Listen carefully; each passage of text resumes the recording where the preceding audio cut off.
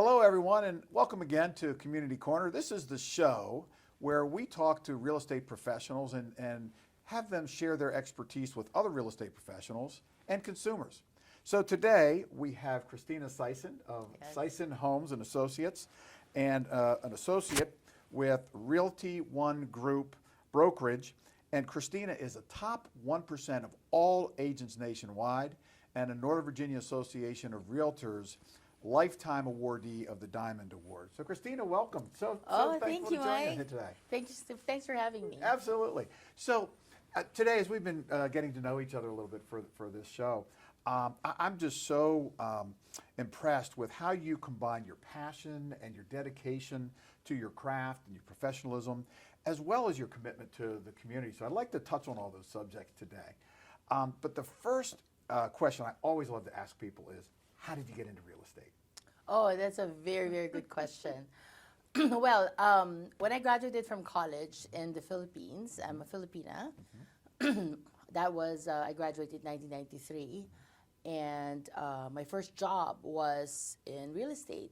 And I was doing highest and best use research, feasibility studies, golf course, resorts, you know, and that was my passion. And then the president at that time said, Cristina, we need a marketing person marketing all these things. They didn't have a sales department. And at the age of 23, I was able to, with the help of another colleague, we established a sales department of this firm in the Philippines, and it became one of the biggest firms in Asia. And then, and so I've been in real estate ever since I graduated. Okay. And then afterwards, you know, my family has migrated to the U.S. and I've been in the Philippines. Still been working in real estate. And then I decided to migrate here because, you know, people have the opportunity of having, you know, a green card citizenship, and they say, why not, you know? Right. So my sister's been here in the U.S. I've been visiting them, working in the Philippines, and I decided to migrate here.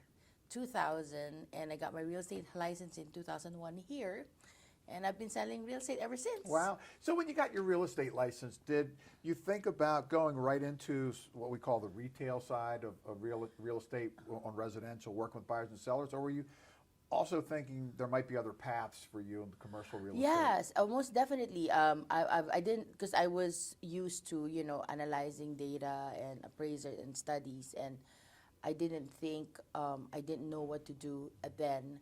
But then I love people, and I love making their dreams come true. So I think that passion for people and getting to know them and helping them genuinely is one that I really feel passionate about. So I went to brokerage because I didn't know if I was still going to go in real estate here in the U.S., but I decided that, you know what, it's the highest paid hard work, lowest paid easy work you can find. If you want to have your dreams come true, you know, then just go into real estate. It's very, it's hard work. Now people all just see all the glamour, you know, Yes. like a sunset, what do you call it, selling sunset, you know, and all the luxury.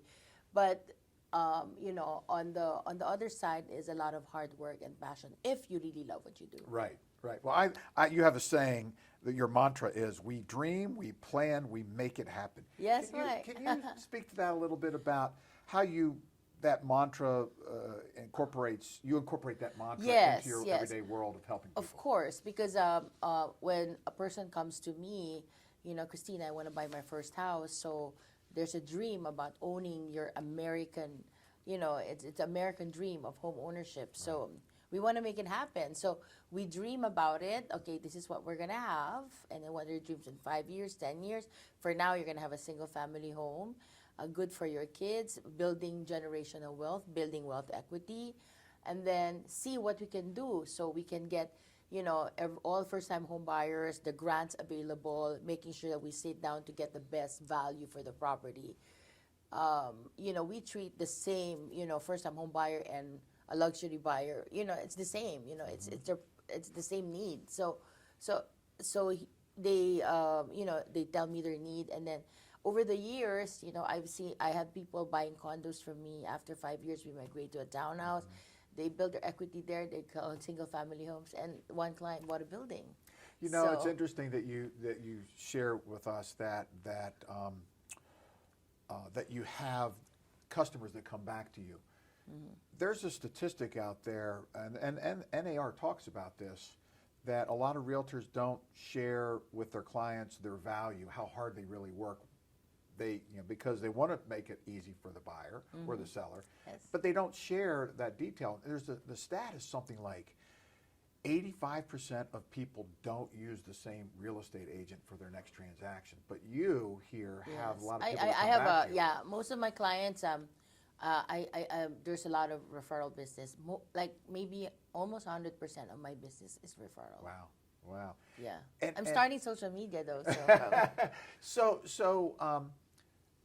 it sounds like you're building a relationship business more than a transactional business. Yes. Yeah. Because the highest home ownership, that's the highest investment the average American can make. This is the most important investment. Right. This is their house. So you have to treat it the way it should be treated. So it's important to them. A lot of emotions come in. I have already a system where I anticipate those emotions. You know what I mean? So when they're rattled, okay, you have a next steps email, all the stuff they need to do. You know what I mean? So it's like they don't say, oh no, what now? I'm actually I don't know what to do, Christina. They use a phone call, but you anticipate all those things already over the years, and you tend to make it smooth. And one of my clients, actually, like last week, they're saying, oh, I had like a smooth closing. It's like, it's not that hard to buy real estate. I was like, yeah, it's not that hard. Yeah, but because you already perfected it's still, you need to perfect it more, but you still already have developed that experience. Because I think experience in this business is very important. Because, you also, deal with a lot of newer agents that they think that they know everything. It's very, very tough because I like to deal with the older agents sometimes because they already anticipate what are we gonna do. You know what I mean? Like we talk about, okay, she got it. I take care of it. We're gonna make it work. Yes. Yeah. So agents are supposed to collaborate with one another, and good training for kudos out there to the newer agents. I think they're doing very, very well as well. When I got in the business as an attorney in 1985, the business was a lot different from my perspective, sitting at the closing table, because there weren't as many professionals in the business. It wasn't that much of a professional business at that point. It was people who had retired from the government or second career. It was housewives who wanted something to do. Yeah. And over the years, I've been so impressed with the real estate agents growth, and how everything's become more professional. There's many more laws. The contract used to be 2 pages when I first got started. Yeah, we're like lawyers. I mean, shouldn't, Right. So there's so much more that agents have had to learn and be good at to create a professional, a really great experience. What do you like best about the real estate business? You tend to be everything all at once. You tend to be the counselor. You're not an attorney, of course, but you need to know the laws of real estate. You're not an accountant, but you need to know tax implications. Right. Yeah. You need to know 1031 exchanges, investments. You need to know value per square foot. How is it appraised? What is the ARV value after repair value? What is the market value? What's the cost value approach? What's an appraisal? Things like that you don't normally come across with, but you also tend to be when you are in front of a client, you should be able to know what type of personality that is. If it's one that's concentrated on numbers, or one that just wants to make a decision and just let's go, things like that like you learn over the years. The thing I love about now, I don't know what the question was, but what do you love about real estate? All of those things, like what I'm talking about, it's like so natural for me, right? Sure. Yeah. Because I've been doing this, and I've been a full-time real estate agent since 2001. Wow. So you've seen a lot change over the Yes, course of time. I've gone through the highs and lows, but I also, I've been full-time, meaning I've never had another job. Right. This is my full-time job. So I eat, live, breathe real estate, actually. Yeah, of course, you develop some passions apart from that, but I think I've been blessed. It's been good to me. I was able to get my son through college and masters, and now I have a 10-year-old, and Great. hopefully she can be the best version of herself as well. So, yeah. So, and also I've been sort of like what do you call this? I've been contributing to organizations I feel very strongly about, also to our community, and at the same time, I feel that this year I'm serving as part of the board for the Asian American Real Estate Association. Oh, great. Is that within the NBAR? It's Or is no, that it's something separate? it's a national organization of 18,000 professionals, 44 chapters across the United Oh, States. wow. Okay. It's actually very, it's very influential, and they have meetings with Congress for real estate.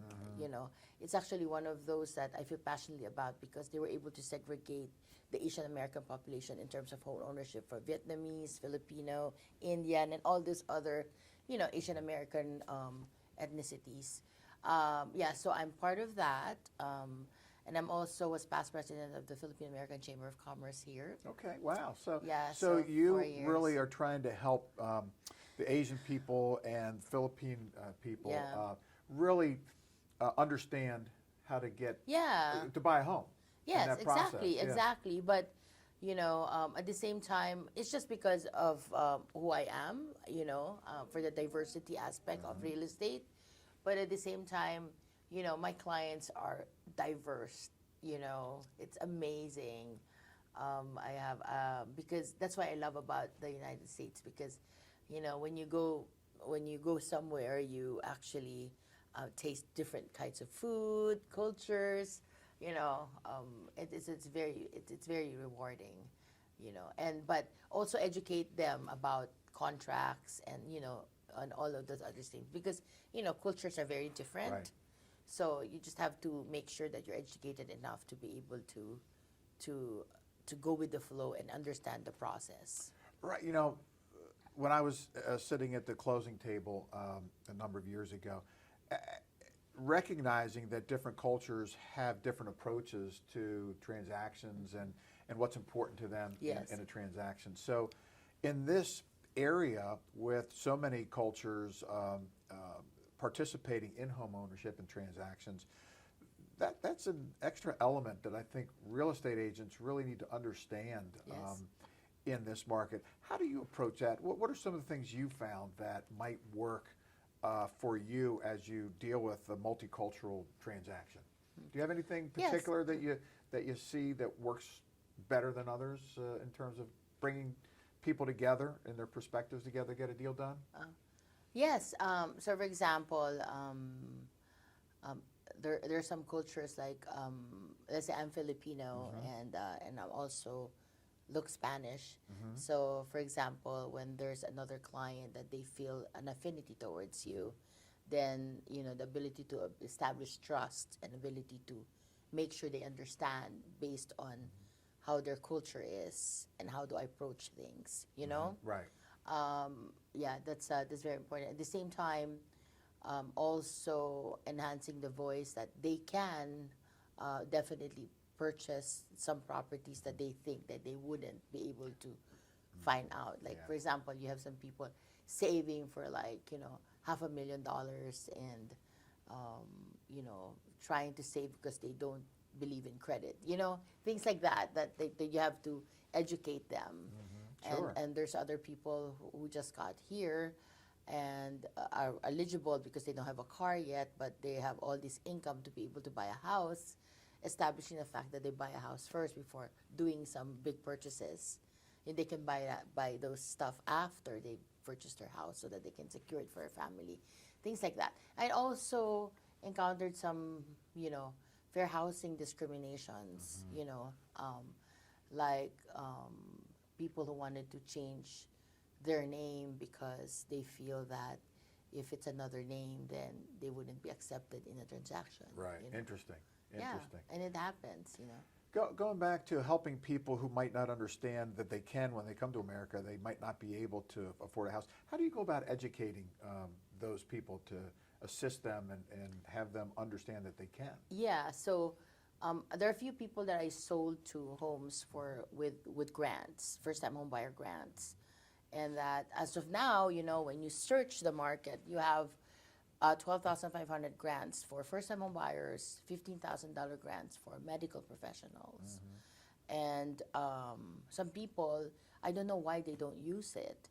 So when they get to me, when you're a first-time home buyer, I want to make sure that you can get that grant and try to get you into a house without any down payment, or use that grant to be able to pay for your closing cost.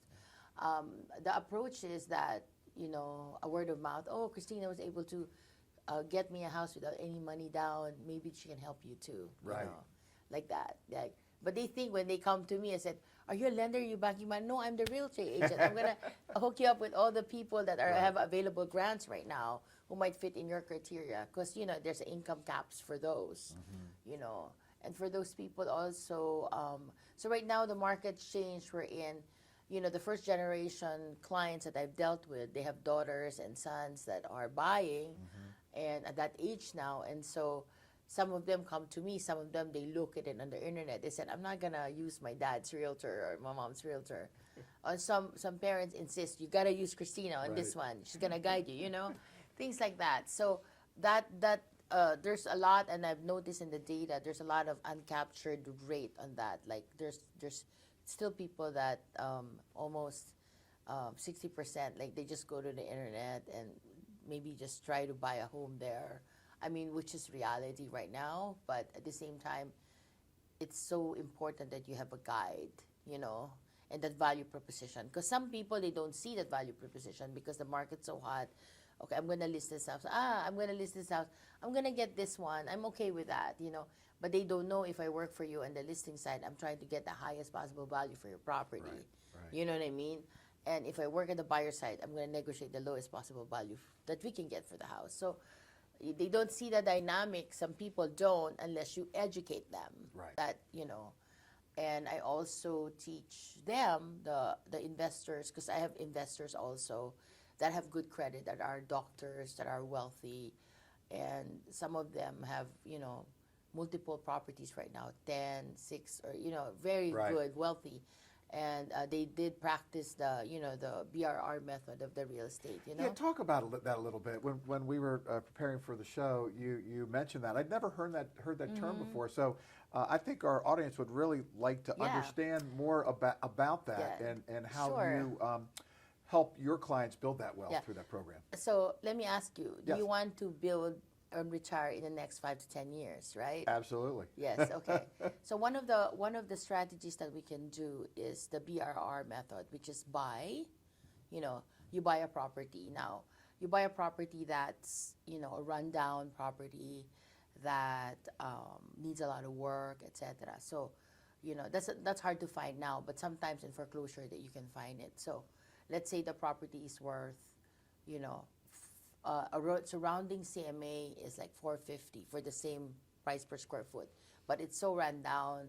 Foreclosure, you can get it for, let's say, $350. That's $100,000 less because lots of repairs and everything. Right. Yeah. So you might get it for $325, etc. So you have the spread there of $175,000 already built-in equity on that property, right? So you probably buy it with maybe FHA, 203K loan, sort of like a building, or if you have the money, the saved up, you put the money there, right? So you put maybe 5% down, 10% down, maybe 20% down, depending on the you wouldn't categorize it as run down when you get a loan, of course, right? But it's still a house, it's just not renovated, so they still give you that loan, Once you get that property, after you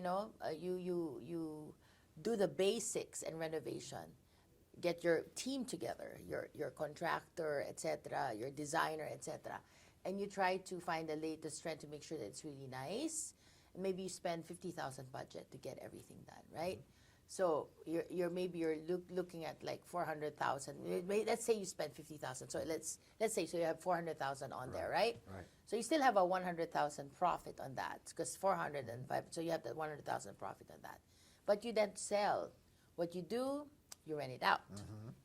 So that's a R. So buy, renovate, and rent. Okay. So before you even do that, you already know how much the rental rate would be there. So let's say you rent it to 4 professionals, it's near the school, etc. So you get like maybe 800 per student, it's like 3,200 a month, like, and it pays for your mortgage, right?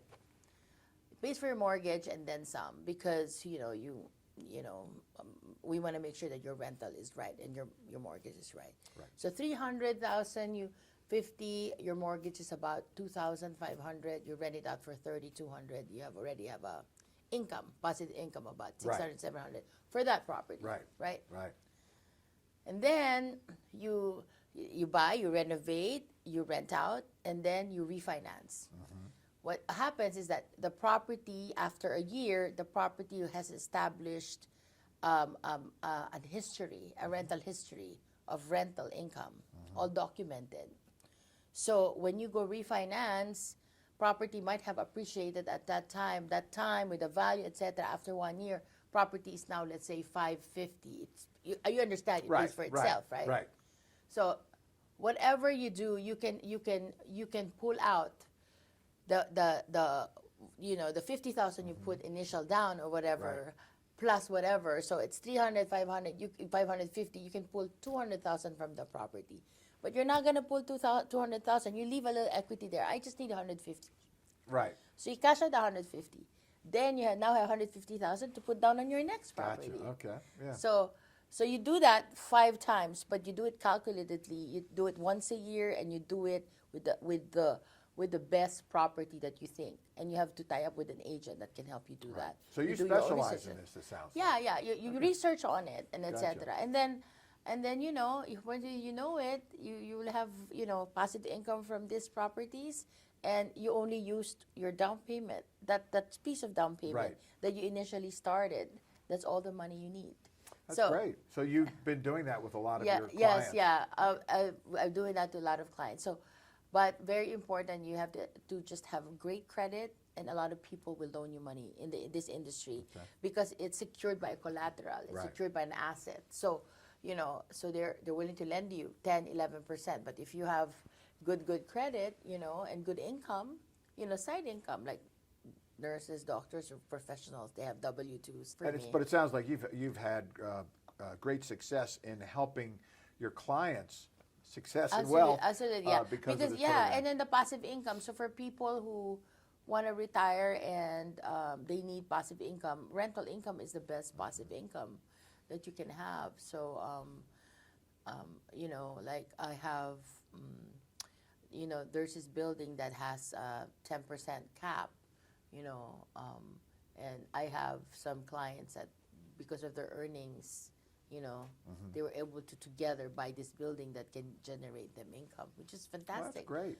I'm very happy with them. So that's why when you ask me, what type of realtor am I? Jack of all trades.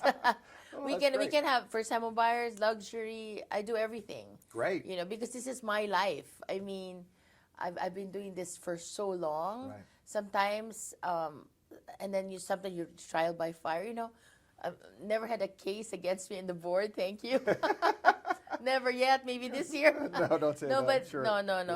No, of course not. Well, we you're do doing that. business the right way. We know Yes. that. So, in addition to your success in real estate, you've also done so much for the community, the business community particularly. Can you talk a little bit about that, about what your passion is and how you've developed some of that support for your community and some of the things you've done? Oh, yeah. I was past president of the Philippine American Chamber of Commerce. When I took on that job, it's voluntary, but I wanted to highlight and enhance the Asian American voice in business, and because change the narrative, so to speak.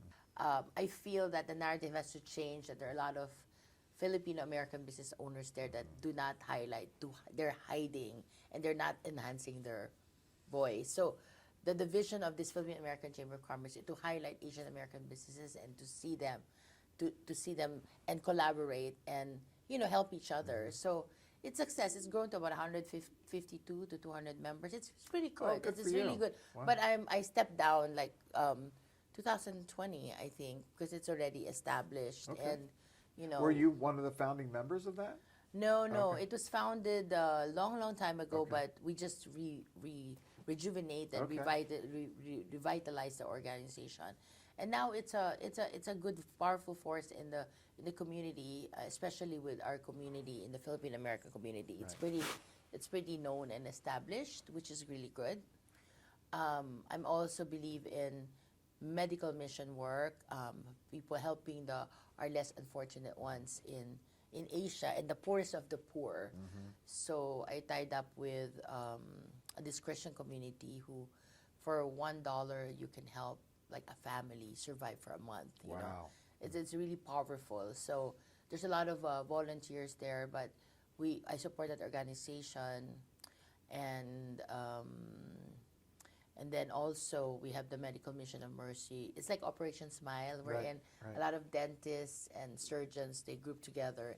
They're leaving next month for the Philippines. Are they? And Wow. then in Guatemala, so they Okay. do mission work, like Operation Smile, Yes, like yes. fix all the stuff for surgeries and everything. And my sister was the one that's really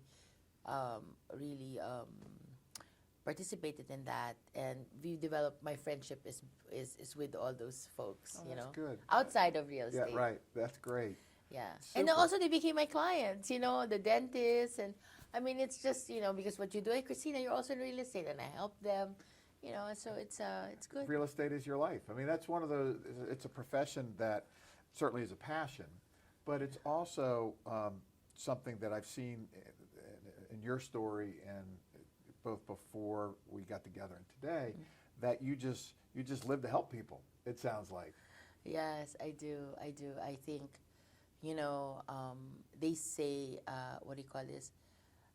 Your future is how you create it, So I want to create a future wherein people will help. Life is too short. I've seen so many deaths during COVID and people dying younger than me. And you have to have your purpose. What is your purpose? What is your why? My why is my daughter and helping, and also my family. So, Cristina, what are you seeing as the trends in the market and some of the challenges that are there for you as a realtor and also maybe some of your customers? Yeah, this is really one of the challenges here is to be able to, the high interest rates right now, and now it's going down. But because during the low interest rate, the values has really increased. The purchasing power of clients, especially in the middle and the lower income brackets, it's really challenging for them to buy right now. Because of not just because of the regulations, because it is really, really expensive in this area, and they don't want to go outside. So I can see the rental market really increasing. The second one challenging is that I can already see the market of the rich and the poor getting bigger in terms of because I have other clients and they have like cash, and then you can see the difference in terms of the gap widening on that aspect.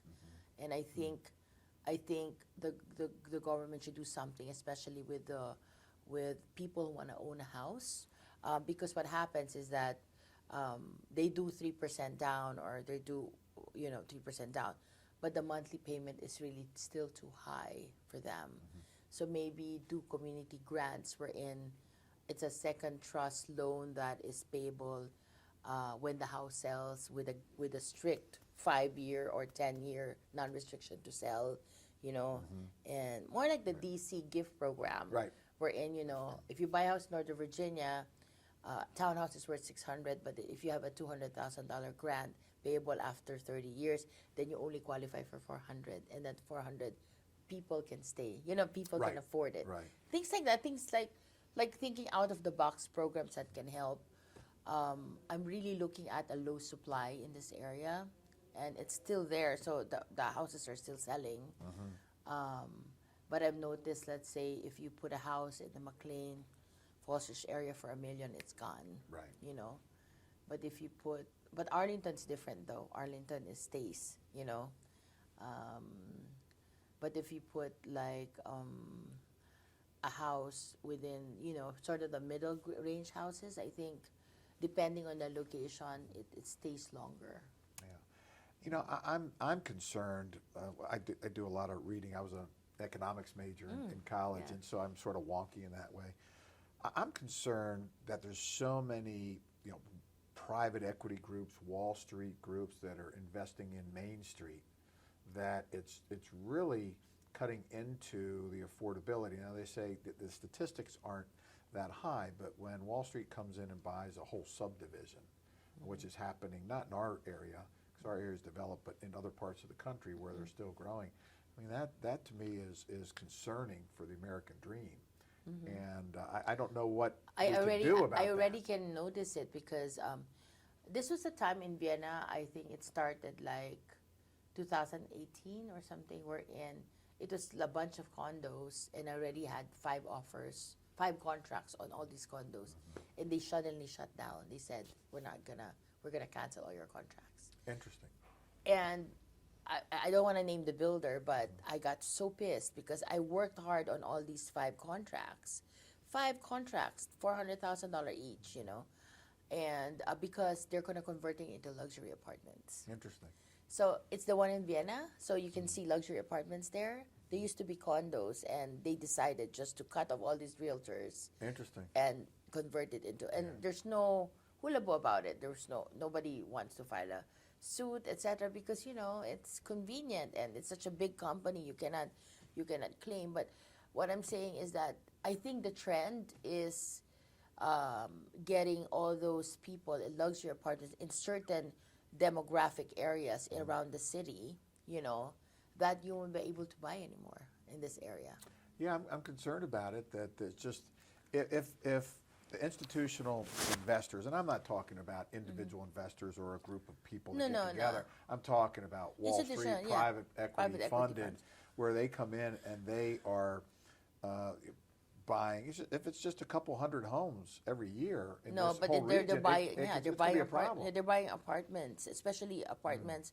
I got calls, Christina, if you have off market apartments that are going to be in sale, and, you know, they want to buy it. They want to, because they can see it's like an asset that they can have, but it's also dangerous because, you know, again, inflation is rising. Right. But you know what's the best hedge towards inflation? Real estate. Real right? estate, that's exactly right. So, you know, some people who have the money, they want to put their money off real estate. Right. And because, you know, they could earn from it, there's rental income on it. So I have a lot of options right now for people who want to buy, you know. We have a lot of opportunities. Rising foreclosures, probably in Maryland, not in Virginia, not in the DC metro area. We've seen that, but not because of they're not going to be able to pay. A lot of divorce situations are happening. I don't know the percentage, but every time I talk to somebody, it's a divorce related Interesting. issue. And interesting. Yeah. Maybe it's just my market. I don't know, but it's a lot out No, there. we're seeing divorce, deaths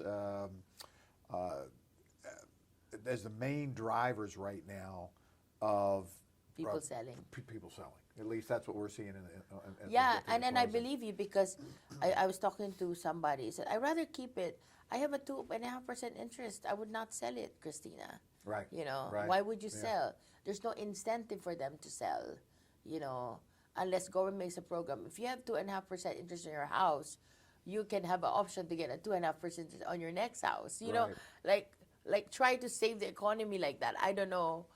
That's something silly, but like the assumable market is going because, you know, I have an assumable right now because the interest rate was 2.5, but nobody can get assumption because, they paid, 450, now the house is worth 600, so they have to pay the difference, Right. and they cannot get a second trust on it, Right. So what's the point? What's the point of it being There's available? there's no point. You make this availables, but there's a lot of barriers that they're gonna wonder why they're not using it. Yes, well, Right. talk to a real estate agent like me with experience, like the people who decide on these policies.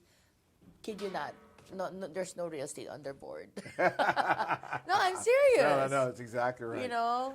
They don't understand it. Yeah. Going back to, I just heard a statistic coming over here today on the business news of the home stock in America of 3 bedrooms or more. Baby boomers own 28% of those houses, and young families only own 14%. So they're talking about, and the baby boomers aren't intending to move. So that's just going to, I think, continue to give us a supply issue.